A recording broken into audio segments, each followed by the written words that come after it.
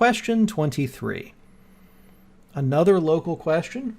This time a local if condition paired with a partial solution question. So a solution question asks for a complete setup of the game, everybody in place. A partial solution question shows you just part of the game. So here, just one of the centers is listed.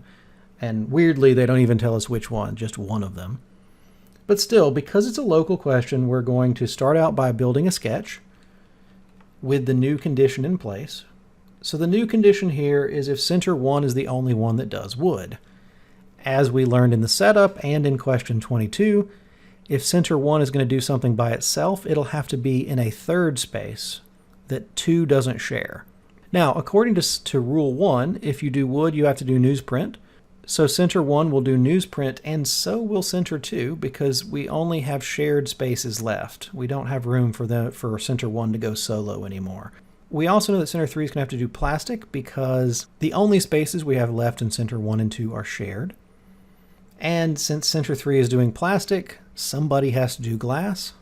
That'll be centers 1 and 2. And now if we look at it, we've used N, P, G, and W, but we have not used T. Everything has to get used, so center 3 will do 10.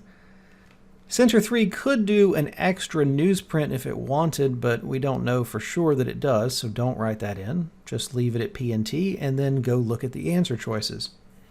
So the question wants a complete list of things that one of the centers could recycle. Notice that all the answer choices are just 2 items long. So if a center is doing 2 things, it'll either be center 2 doing N and G, or center 3 doing P and T.